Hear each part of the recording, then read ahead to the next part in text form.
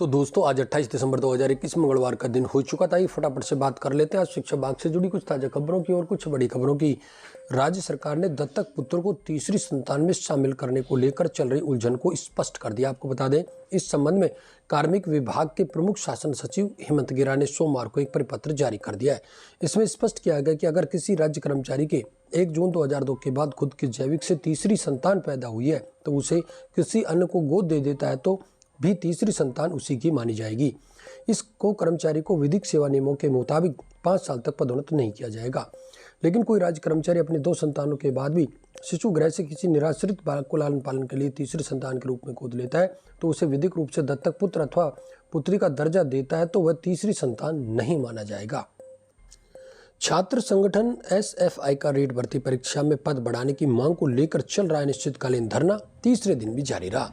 SFI के जिला महासचिव ने बताया कि छात्र संगठन एसएफआई बेरोजगार युवाओं के साथ खड़ा है। युवाओं की मांग वाजिब, इसलिए हम अपनी मांग पर अड़े रहेंगे।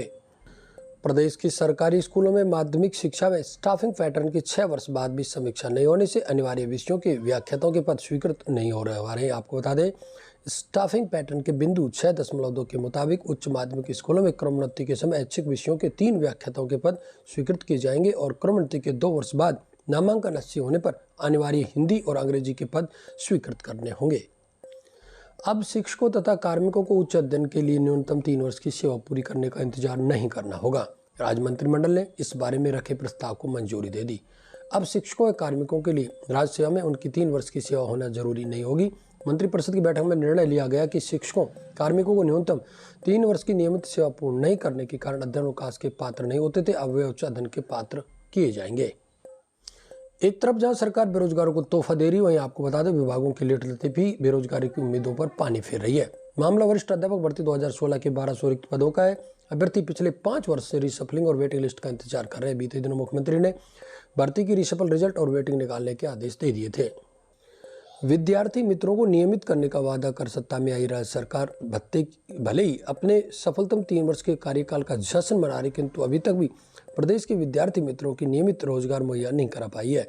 आपको बता दें, बीते 3 वर्षों में संविदा कर्मियों की समस्याओं का निवारण करने के लिए कैबिनेट सब कमेटी का गठन कर दिया गया। स्थिति इसके बावजूद भी जस की तस बनी हुई है। आपको बता दें, विद्यार्थी मित्रों ने बताया कि पूर्ववर्ती कांग्रेस सरकार ने विद्यार्थी मित्रों सहित राजीव गांधी पैरा टीचर्स, मदरसा पैरा टीचर्स और लोक जुम्बिश कर्मी और शिक्षा कर्मियों को नियमित रोजगार प्रदान करने हेतु 33,689 पदों पर शिक्षा सहायक भर्ती 2013 निकाली थी। सरकारी स्कूल के बच्चे सर्दियों में भूरे रंग का ब्लेजर पहने हुए नजर आएंगे। आपको बता दें, अब तक ड्रेस कोड में सर्दियों में कोट व स्वेटर अनिवार्य नहीं होने पर मनमर्जी से बच्चे कोट स्वेटर पहनकर आते थे, लेकिन अब यूनिफॉर्म के साथ भूरे रंग के कोट या स्वेटर में ही आ पाएंगे। प्रदेश में अगला वर्ष उच्च शिक्षा के लिए खास इंपॉर्टेंट होने वाला है। वर्ष 2022 में राजस्थान के 27 सरकारी विश्वविद्यालयों में से 13 विश्वविद्यालयों के कुलपतियों का कार्यकाल खत्म होने जा रहा है। ऐसे में नए साल में प्रदेश के 13 विश्वविद्यालयों को नए कुलपति मिलेंगे।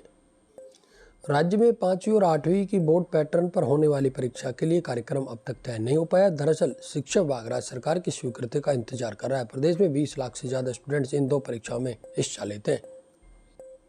12वीं बोर्ड की मुख्य परीक्षा में चित्रकला के विद्यार्थियों को पांडुलिपि, चित्रकला परंपरा और आधुनिक भारतीय कला चैप्टर से संबंधित प्रश्न नहीं पूछे जाएंगे। माध्यमिक शिक्षा बोर्ड ने इन दोनों ही चैप्टर्स को शिक्षा सत्र 2021-22 की वार्षिक परीक्षा के लिए हटा दिया है। दरअसल कोविड-19 में स्कूल विलंब से खुलने के कारण बोर्ड ने पाठ्यक्रम में 30% की कटौती की है। जयनारायण व्यास विश्वविद्यालय में बंद होने की कगार पर पहुंच रहे कला संकाय स्नातकोत्तर पाठ्यक्रम के पीछे बड़ी वजह विश्वविद्यालय की ओर से लागू की गई असमान परीक्षा पद्धति। आपको बता दें, व्यास विश्वविद्यालय के खुद के विभागों में क्रेडिट बेस्ड चॉइस सिस्टम के चलते सेमेस्टर सिस्टम से परीक्षाएं होती हैं। 23 फरवरी से शुरू होने वाली आरआरबी ग्रुप डी भर्ती परीक्षा एक बार फिर संकट में पड़ सकती है। आपको बता दें, बहुप्रतीक्षित रेलवे ग्रुप डी भर्ती परीक्षा फिर से कोरोना महामारी का खतरा इस पर मंडराने लगा है। प्रदेश में 5वीं और 8वीं बोर्ड परीक्षाओं को लेकर इस बार भी असमंजस की स्थिति बनी हुई है। आपको बता दें, परीक्षाओं की तैयारी को लेकर शिक्षा विभाग के स्तर पर कोई भी तैयारी नजर नहीं आ रही है। कोरोना महामारी के चलते पिछले 2 साल से बच्चों को प्रमोट किया जा रहा है। इस बार अगर बोर्ड परीक्षाएं होती हैं तो दूसरी उत्तीर्ण विद्यार्थी 5वीं और 8वीं बोर्ड परीक्षा में शामिल होंगे।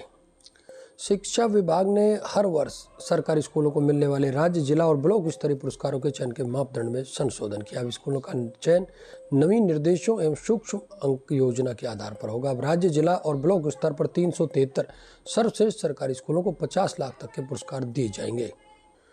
तो दोस्तों, ये थी आज 28 दिसंबर 2021 से जुड़ी शिक्षा विभाग कुछ बड़ी खबरें। शिक्षा विभाग जुड़ी प्रत्येक बड़ी अपडेट के लिए लगातार आप बने रहे हमारे साथ। प्रत्येक बड़ी खबर नोटिफिकेशन लगातार आप तक पहुंचता है। इसके लिए चैनल को सब्सक्राइब अवश्य कर लें। एसटीसी, पीटीटी, रीट, पुलिस, पटवार, स्कूल, कॉलेज शिक्षा से जुड़ी यदि आपकी कोई समस्या है तो आप हमें कमेंट करके जरूर बताइएगा। आपके कमेंट के आधार पर आपकी समस्या के समाधान का पूर्ण प्रयास करेंगे। आज के वीडियो में साथ ही बस इतना ही। नमस्कार।